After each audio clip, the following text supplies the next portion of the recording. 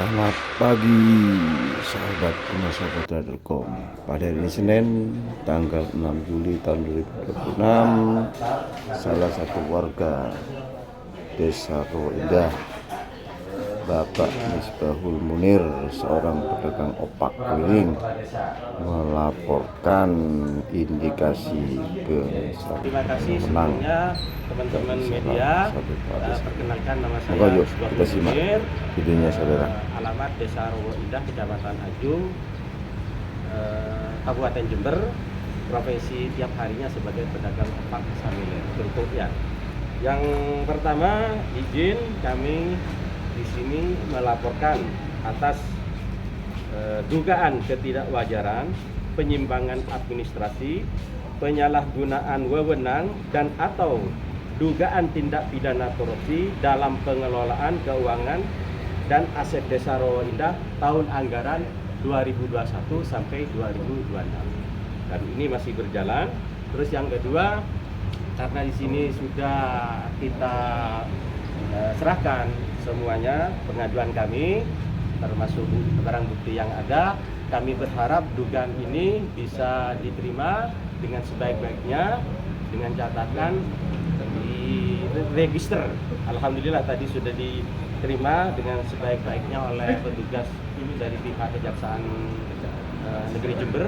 Mudah-mudahan dari temuan ini menjadi cikal bakal awal untuk bagaimana temuan Misbahul Munir ini yang awalnya memang dari laporan penggunaan anggaran desa dari pemerintahan Desa Rawa Indah sendiri, yang saya mencoba untuk mentelaah, menganalisa, dan saya merasa di situ ada sesuatu yang janggal yang menurut saya itu perlu harus diluruskan. Nah, kebetulan di desa kami, saya selaku warga ini sudah berusaha minta yang namanya klarifikasi, bahkan terakhir itu sudah ada yang namanya somasi.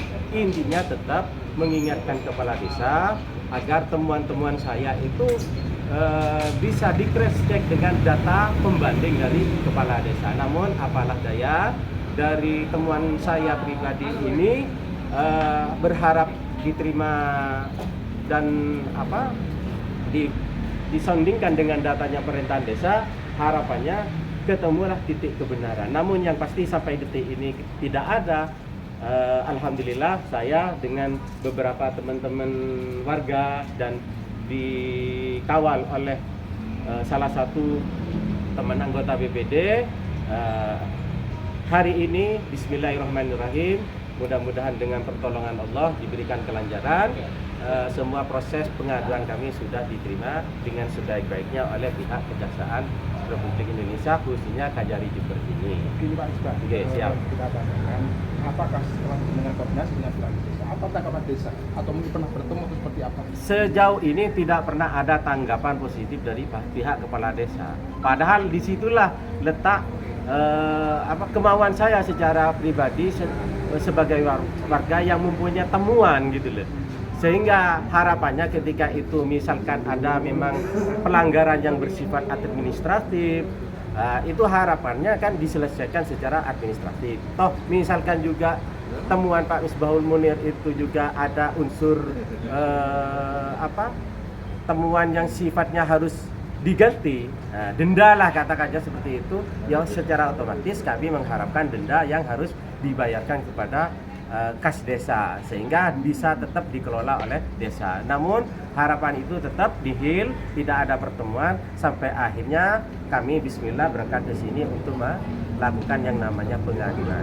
Sejauh itu langkah dan tahapan yang sudah saya lakukan hari ini, dan untuk proses selanjutnya yang kami tunggu dari pihak Kejaksaan Jember ini. Apakah pihak terlapor sudah mengetahui Pak Misbah kalau ada tindakan Pak Misbah itu ada apa? Mestinya secara hukum, aturan hukum, kan begini Mas, ada istilahnya hukum itu ultimum remedium. Apa itu istilahnya? Persoalan pidana itu pada hakikatnya ada jalan terakhir untuk menyelesaikan perkara persoalan hukum yang melibatkan pejabat publik.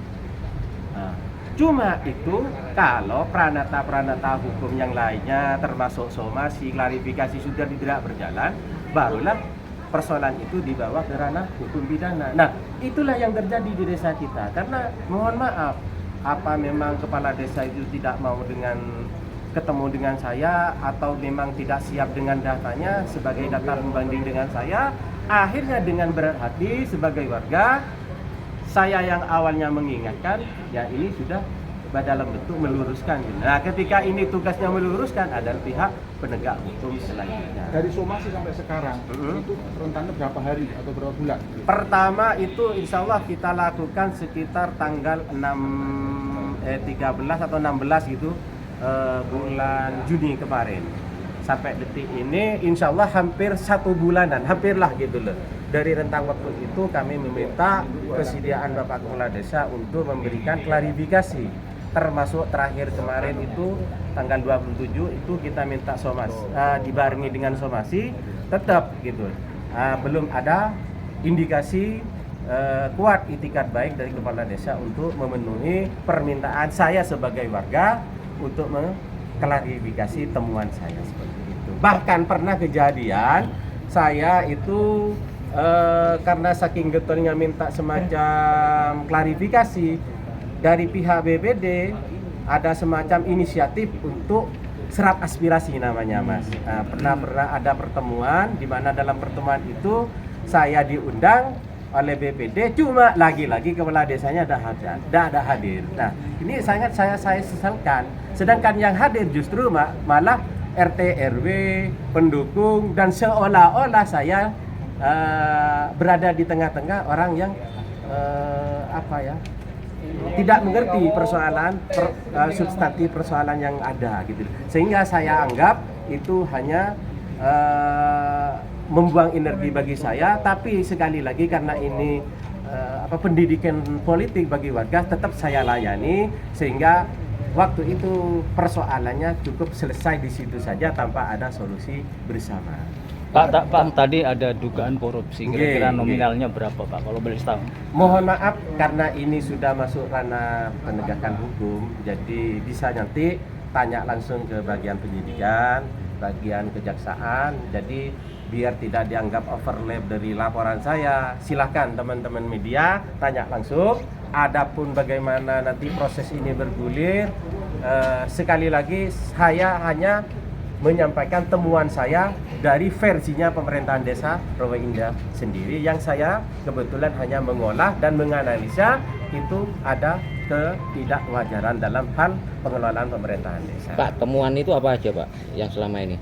Kalau menyangkut temuan itu, karena ini tidak menyangkut dari bolehlah kisi-kisinya gitu, ada tanah kas desa. Secara teknis itu kan ada aturannya. Satu misalkan kalau dulu sebelum tahun 2002 itu ada aturan bupati. Jadi ada 2 versi aturan kan berarti. Cuma paradigmanya sama.